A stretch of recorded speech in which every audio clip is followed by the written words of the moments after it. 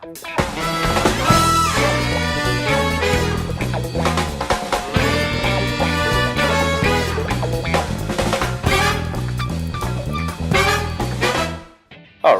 so we're going to do a prime rib roast beef dinner tonight, some stack cooking.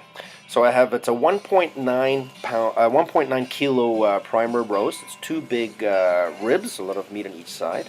I got my 4-quart pot on just over medium heat. It's not too hot, not a medium high or high heat. There will be some smoke coming out, but that's fine. It's just the natural sugars caramelizing and the meat browning. We're going to add all that beautiful caramelized meat flavor to this dish. It's also going to sear in those juices. So I brown it on each side, a good 5 minutes on each side, nice browning, and this smells good. That searing meat always just smells so fantastic, especially the prime rib. It's such great marbling. So you'll see a bit of fat coming out in the bottom of the pan. That's no problem. We're going to use that to our advantage. So brown on all sides, and then we're going to get this whole dinner ready. So in the steamer basket here, I have 2 sweet potatoes, which I've cut up. I have 4 red potatoes. I'm going to cut those up too, put them into the basket, right? And then we're going to get a whole dinner on the go here with broccoli and beans and corn, and do a little bit of stack cooking here tonight. Make life really easy and quick. So I put the steamer basket on the plate. I put a bit of extra virgin olive oil over the potatoes and the sweet potatoes. I put them on the plate so the oil doesn't pour all over the place. Then I put some cracked black and some sea salt on them. I kind of mix them all up so they're all mixed up with the salt and the pepper.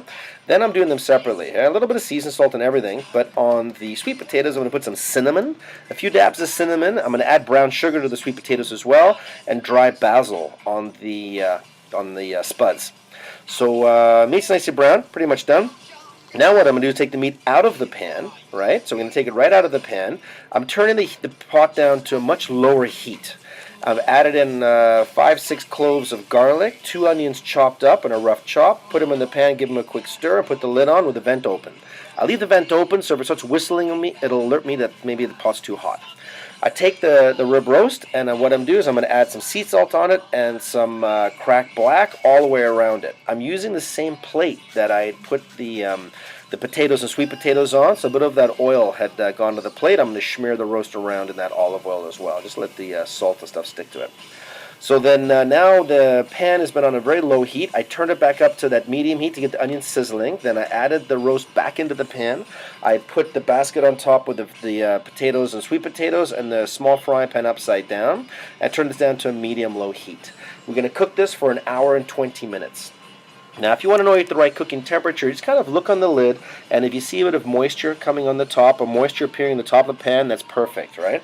So that's a good sign we're at the right temperature. Another way to check is that you can spin the pan on the top, and if it moves back and forth really easy, because there'll be some pressure inside on the top lid, that's a good sign that we're at the right temperature, right? So you do want to make sure that there's no steam shooting out of the pot, but it's just a little bit starting to maybe pop little bubbles coming out.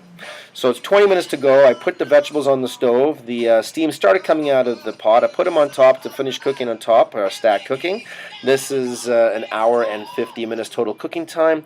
The roast is ready. Let it sit for about 10 minutes. While it's sitting in the pot, I put in some tomato paste, about 2 tablespoons, and some beef broth, and just blended up those onions with some of the juice that came out of the meat for a lovely gravy, right? And that's our roast beef dinner.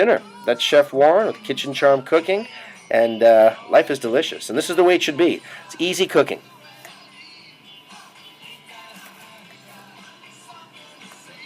I want to see what you're doing.